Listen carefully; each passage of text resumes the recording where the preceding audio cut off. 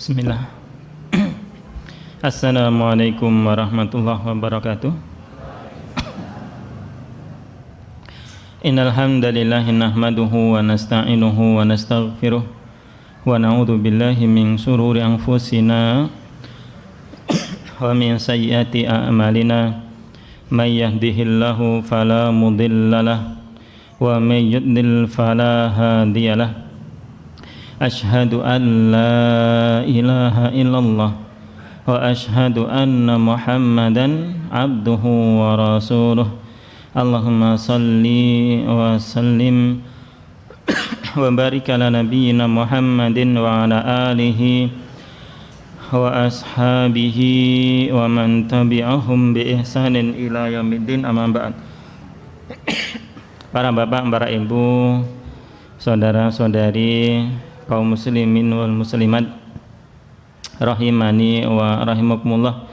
Monggo kula panjenengan tansah bersyukur dening Allah Subhanahu wa taala ingkang sampun banyak kenikmatan kathah kenikmatan dumateng kula panjenengan. Walhamdulillah wonten ing wekdal sonten menika kula panjenengan taksih dalam kondisi beribadah siam.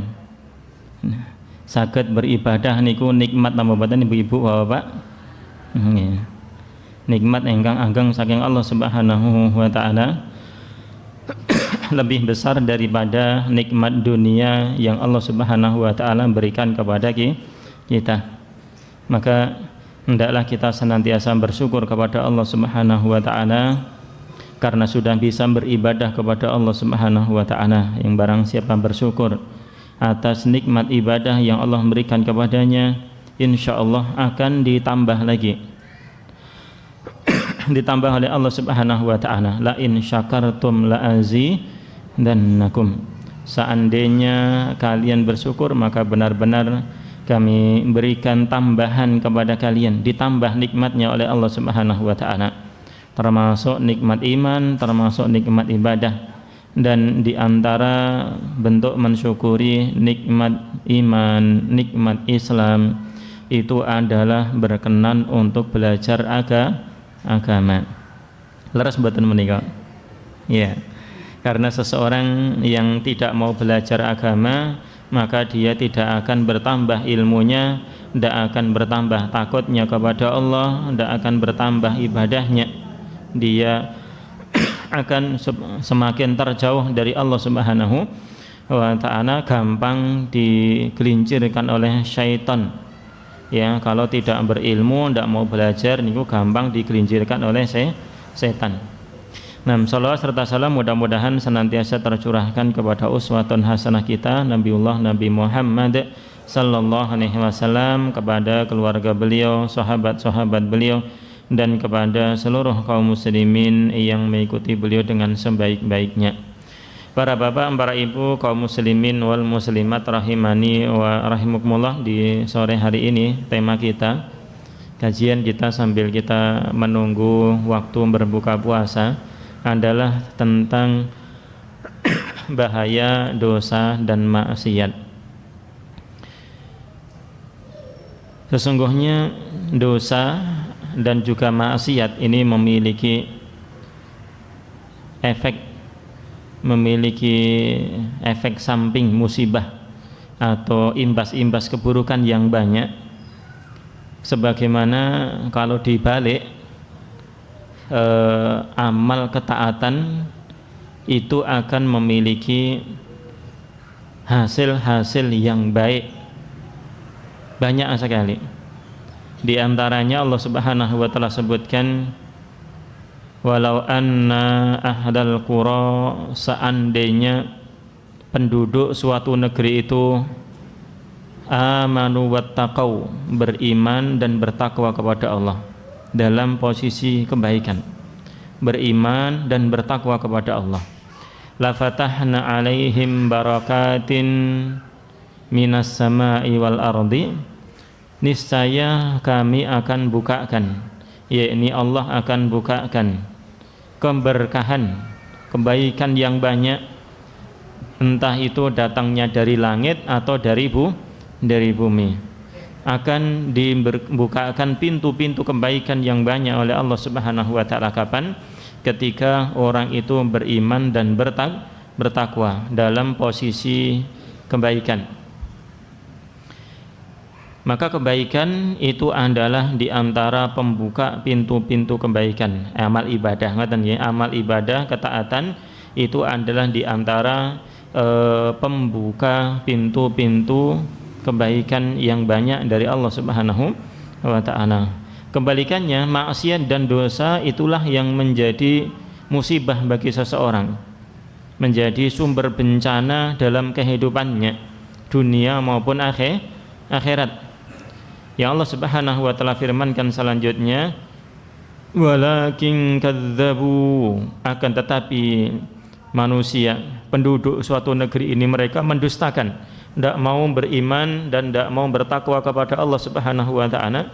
Fa akhadnahum bima kanu yaksibun, maka kami hukum mereka karena apa yang mereka usahakan, dosa dan maksiat mereka. Jadi dosa dan maksiat itu akan mendatangkan kemurkaan dari Allah Subhanahu wa taala.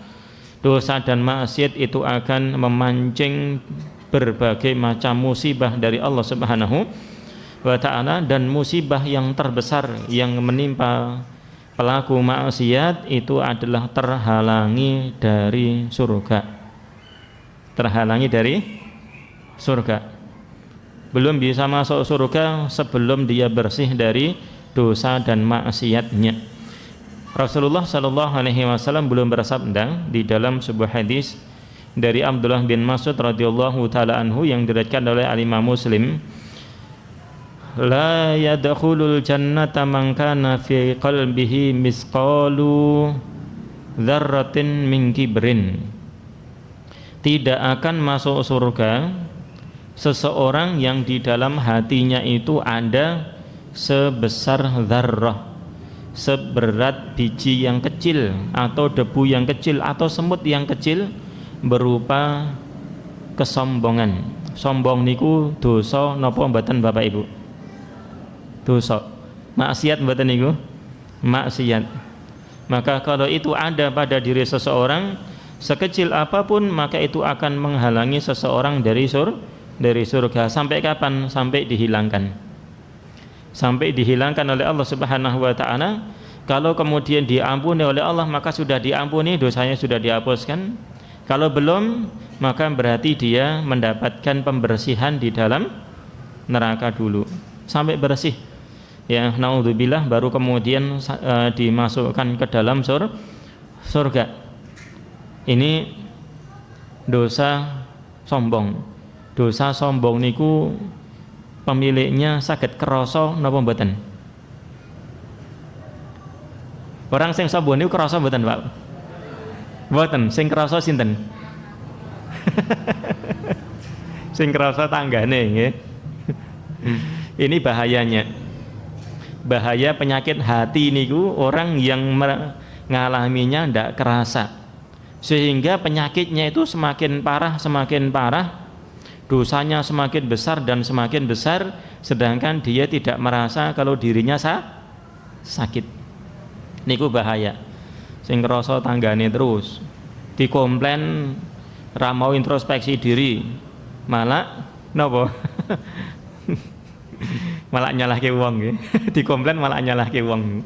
Niku parah. Ya. Beda dengan kalau penyakit niku nggih pegel-pegel nggih, padahal lagi pegel kula niku nggih.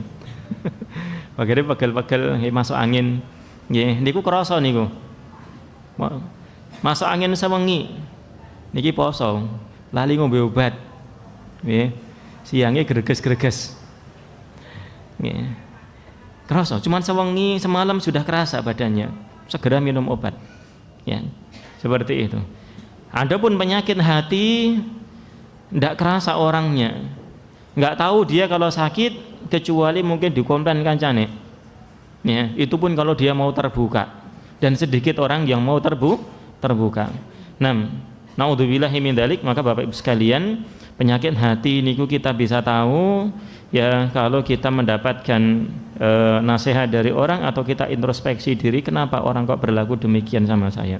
Ya, monggo ini kita harus introspeksi diri kita, jangan sampai ada penyakit-penyakit hati pada diri kita, karena itu sangat berbahaya. Napa contohnya penyakit hati? Niki wau sombong. Napa malih berarti? Iri, dengki. Napa bedane? Nggih, iri, dengki, hasad niku kancane, nggih ta nggih? Niku kancane. Napa malih? Khianat, terus riya, sombong tadi sudah, ujub lan kanca-kancane. Niku banyak nggih. Niki monggo, itu penyakit hati yang sangat-sangat lembut sekali. Ya, kita banyak berlindung kepada Allah dari penyakit-penyakit seperti itu. Mudah-mudahan Allah Subhanahu wa taala membersihkan kita dari penyakit itu kalau ada pada diri kita semuanya. Amin ya rabbal alamin. Ya, jadi musibah yang terbesar adalah seseorang terhalang dari surga, dimasukkan ke dalam neraka. Itu adalah terbesar. Di dalam surat Ar-Ra'd ayat yang ke-18 menyebutkan bahwasannya seandainya manusia itu punya dunia seisinya, pasti dia akan gunakan untuk menebus dirinya, untuk menyelamatkan dirinya. Ya Allah Subhanahu wa taala berfirman, lilladzina stajabu lirabbihimul husna. Orang-orang yang mengijabah seruan Allah Subhanahu wa taala, tunduk dan patuh samina wa ata'na dengan seruan Allah Subhanahu wa taala al-husna, maka Allah berikan kebaikan untuknya, yakni Allah berikan balasan berupa surga Allah Subhanahu wa taala. Dan walladzina lam yastajibu lahu, orang-orang yang tidak mau mengijabah, tidak mau samina wa ata'na, bahkan kemudian dia berpaling dari seruan Allah Subhanahu wa taala, maka dia akan dimasukkan, dicampakkan ke dalam api neraka. Law anna lahum ma fil ardi jami'an wa mislahu, seandainya mereka itu memiliki dunia seisinya dan yang semisalnya, bukan cuma dunia seisinya saja, namun dunia seisinya dan yang semisalnya. Dia menggenggam dua dunia di tangannya. Enten sing ngoten niku. Enten mboten, Pak? Nggih. Menggenggam dunia sinten niku. Niki istilah. Seandainya dia punya dunia itu seisinya, dunia niku dheweke kabeh. Dan tidak ada. Dan tidak ada. Wong kita orang yang paling kaya sedunia, apakah memiliki separuh dunia ini? Tidak sampai. Tidak sampai. Ya. Seandainya dia memiliki dunia seisinya dan juga yang semisalnya ma'ahu bersama dengannya, laftadau bih, niscaya dia akan menebus dirinya dengan itu. Kenapa? Karena pedihnya azab yang ada di dalam api neraka. Pedihnya. Naudzubillahi min dzalik.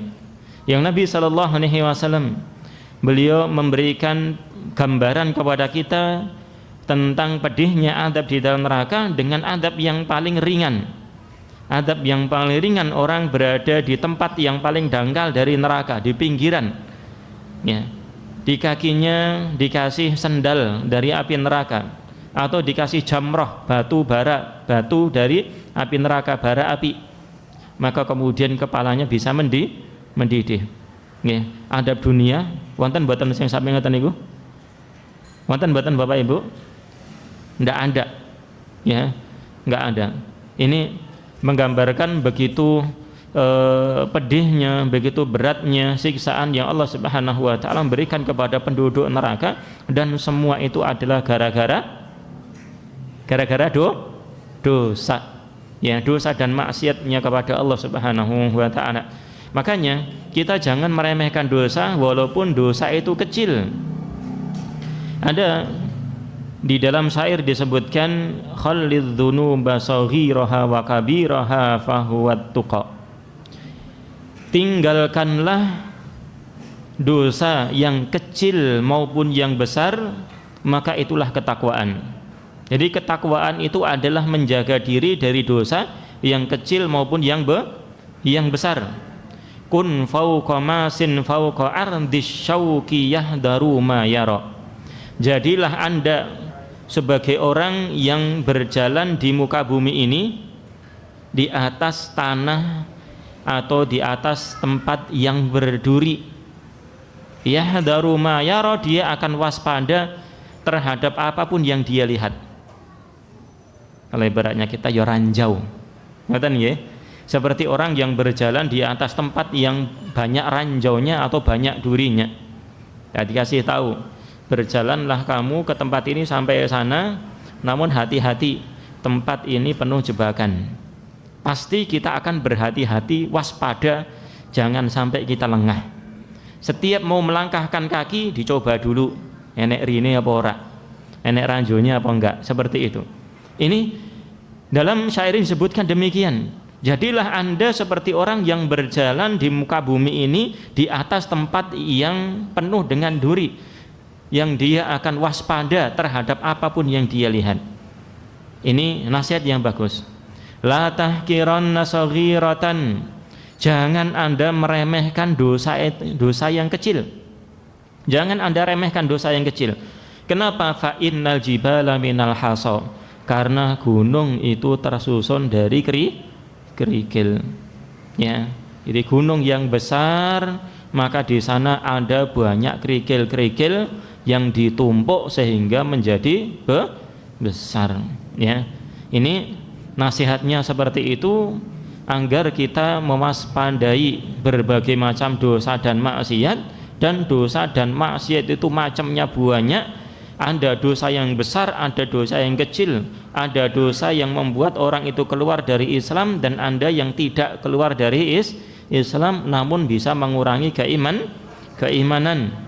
Ya, ini kita waspadai semua. Ada dosa yang dilakukan oleh hati kita dan ada dosa yang dilakukan oleh anggota badan kita. Mungkin saja kita sudah merasa bersih dari dosa.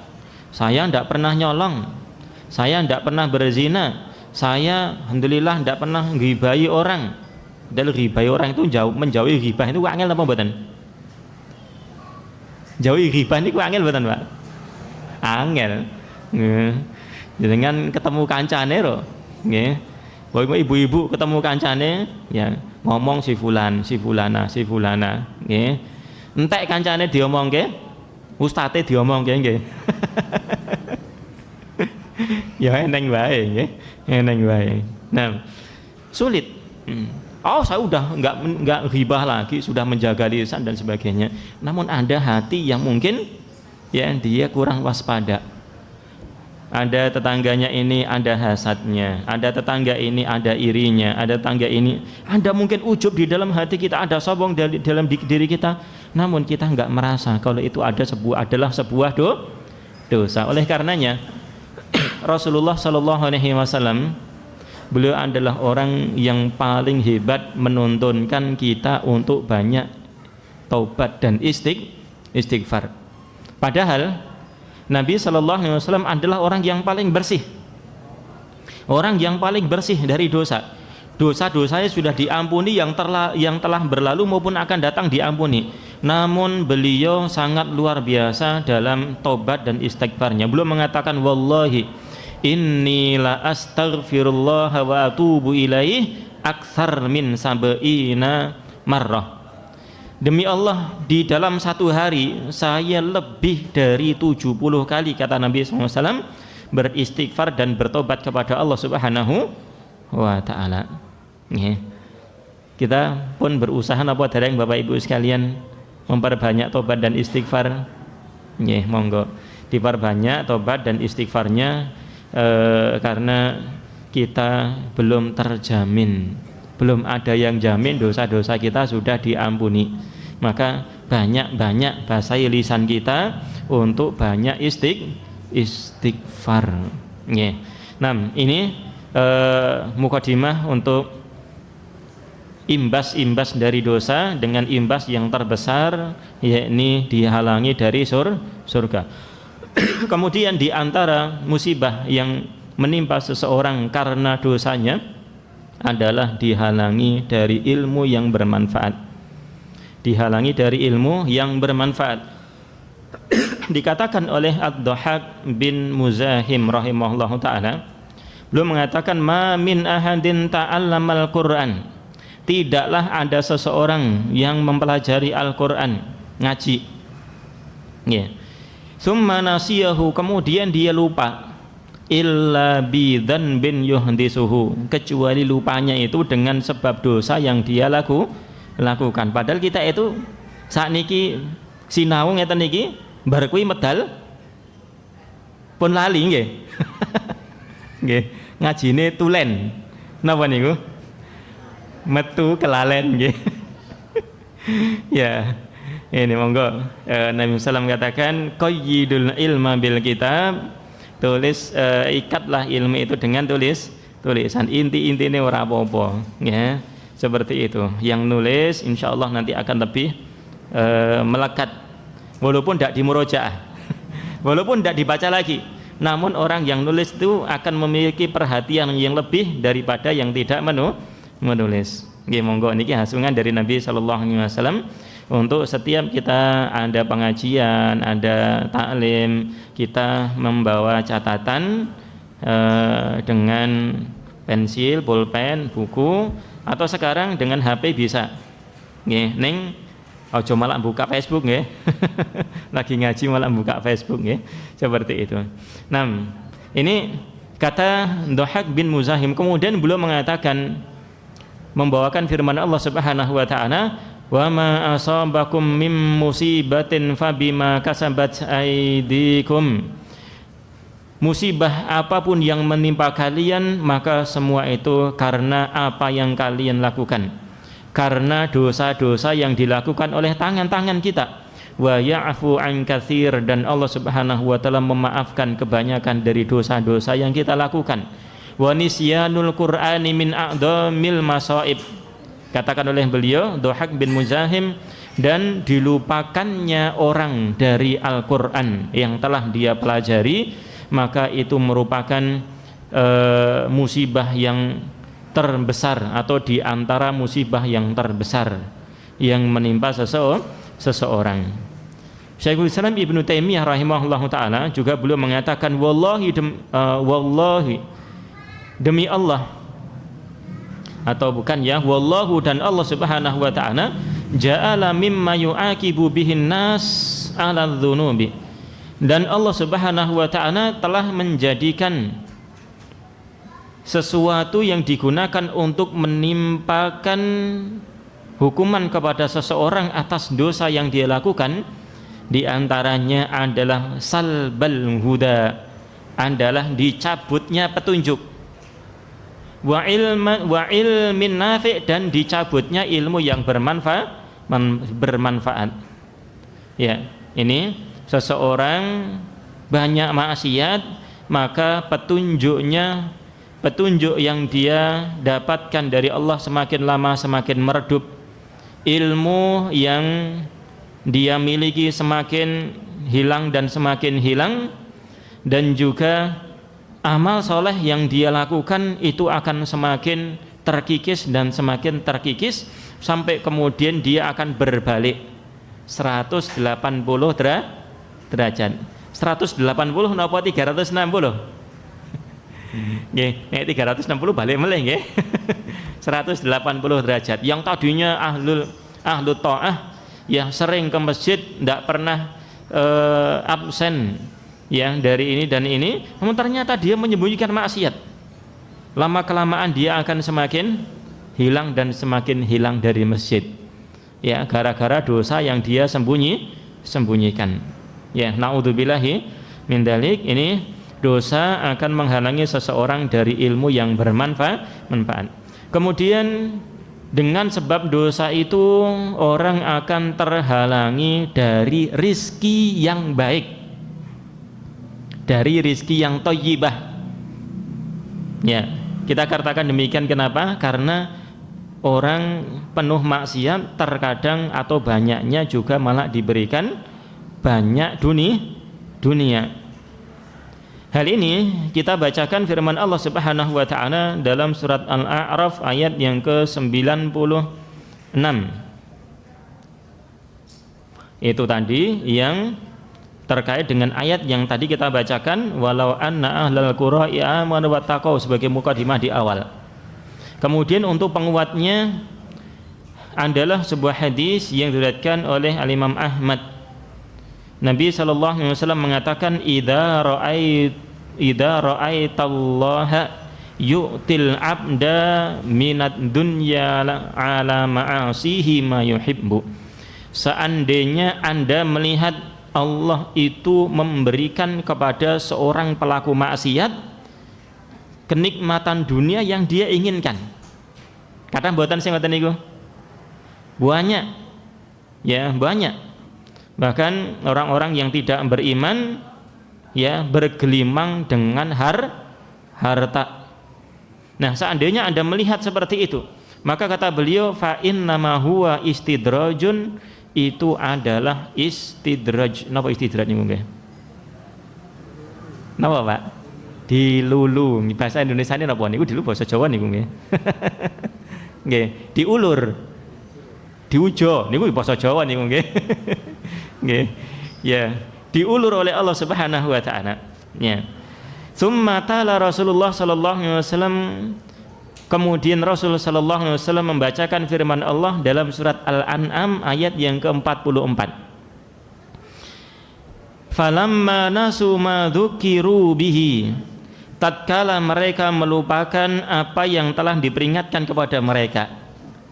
Ya, lupa peringatan dari Al-Qur'an, lupa dari peringatan-peringatan hadis, dia semakin jauh dalam maksiatnya. Fatahna alaihim abwaba kulli syai', maka kami bukakan pintu-pintu segala sesuatu.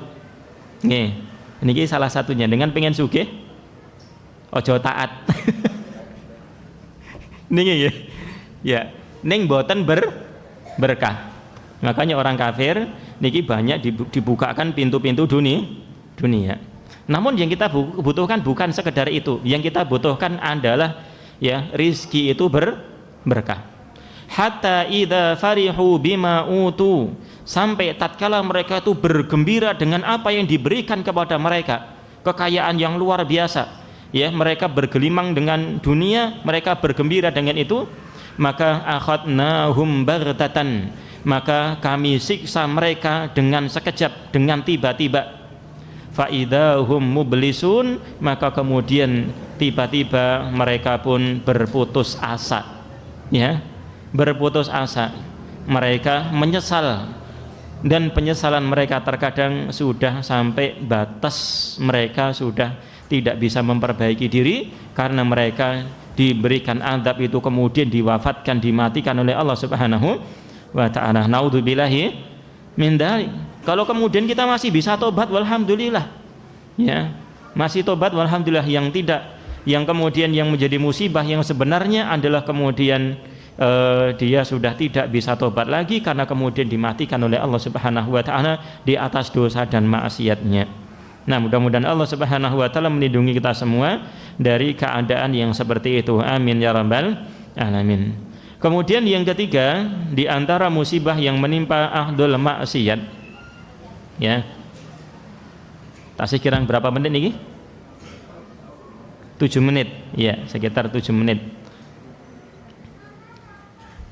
Adalah disulitkannya urusan ahlul maksiat.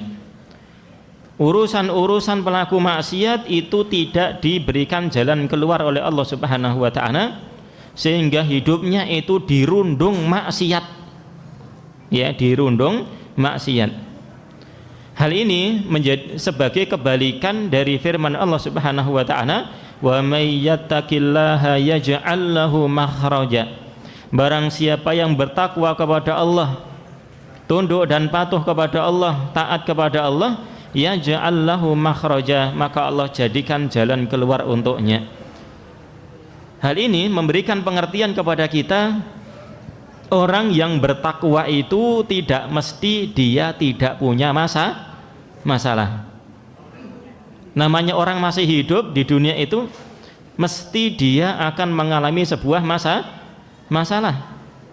Namun orang yang bertakwa itu akan yaj'al lahu makhraja, Allah berikan jalan keluar untuk permasalahan hidupnya. Ya, ini orang yang bertakwa akan dijanjikan diberikan kemudahan menyelesaikan urusannya.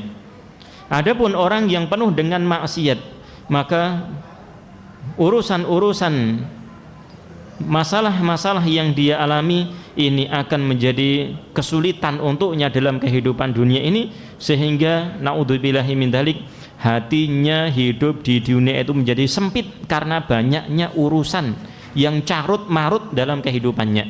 Niku nggih, naudzubillahi min dzalik. Kemudian yang keempat adalah dikuncinya hati ahli maksiat. Dikuncinya hati ahli maksiat. Orang yang terus-menerus melakukan maksiat, maka dosanya itu akan semakin menjadikan titik hitam dalam hatinya semakin banyak. Kalau dia beristighfar kepada Allah, maka titik hitam itu akan dihapuskan oleh Allah Subhanahu wa taala. Namun kalau dia terus-menerus bertambah dosanya, bertambah maksiatnya, maka bertambah pula titik hitam di dalam hatinya, hatta ta'luwa qalbuhu, sampai titik hitam itu akan memenuhi hatinya. Wa huwa ar-ranul ladzi dzakarallah, dan itulah ron, penutup yang disebutkan oleh Allah Subhanahu wa taala dalam surat Al-Mutaffifin ayat yang ke-14. Kalla bal rana ala qulubihim ma kanu yaksibun.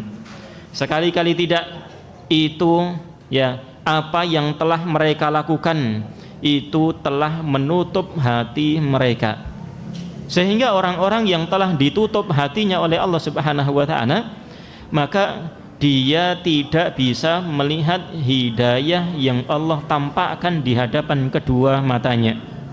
Ya, dia lihat orang setiap harinya pergi ke masjid bolak-balik, ya, namun dia tidak terbesit di dalam hatinya, kapan saya akan seperti itu. Ya, dia lihat dalam hidupnya orang mati dalam maksiatnya, matinya ngeri, menakutkan, dia tidak terbesit dalam hatinya untuk menjauhi maksiat yang dia lakukan. Ini hatinya tertutup. Abdullah bin Mubarak mengatakan, ra'aitu dzunuba tumitul qulub, saya melihat bahwasanya dosa dan maksiat itu akan mematikan hati seseorang. Wa qad yurisudzulla idmanuha, dan terkadang terus menerus melakukan dosa itu akan menjadikan seseorang itu terhina di hadapan Allah maupun di hadapan manusia. Ya, ini yang keempat, dan sepertinya hanya sampai yang keempat, ngeten nggih? Karena waktunya sudah ini, dan masih banyak lagi. Jenengan bisa baca dari tulisan-tulisan asatidz kita, silahkan dicari di tulisan ustadz-ustadz kita, banyak yang telah menerangkannya. Terlebih lagi yang lebih penting adalah sering datang di majelis ilmu. Jangan sampai dalam waktu 1 pekan itu kita kosong dari majelis ilmu. Minimalnya seorang muslim itu ngaji sekali dalam 1 pekannya, ngoten ya. Demikian, mudah-mudahan apa yang kita baca dari ayat maupun hadis menjadi ilmu yang bermanfaat untuk kita semuanya. Dan mudah-mudahan Allah Subhanahu wa taala memudahkan untuk mengamalkan ilmu yang telah kita baca, dan mudah-mudahan pula Allah Subhanahu wa taala menjaga diri kita semua dari dosa dan maksiat. Kalau kemudian kita terjerumus pada dosa dan maksiat, mudah-mudahan Allah Subhanahu wa taala segera sadarkan kita dan dimudahkan untuk beristighfar dan bertobat kepada Allah Subhanahu wa taala. Mudah-mudahan Allah Subhanahu wa taala jadikan kita sebagai hamba-hamba yang istiqomah di jalannya, sampai kemudian kita diwafatkan sebagai seorang yang diridhoi oleh Allah Subhanahu wa taala. Amin ya rabbal alamin. Banyak kekurangan kami mohon maaf. Wallahu ta'ala a'lam bishawab. Wa sallallahu ala nabiyyina Muhammadin wa ala alihi wa sahbihi wa man tabi'ahum bi ihsanin ila yaumiddin. Wa akhiru da'wana alhamdulillahi rabbil alamin. Subhanakallahumma wa bihamdika asyhadu alla ilaha illa anta astaghfiruka wa atubu ilaik. Assalamualaikum warahmatullahi wabarakatuh.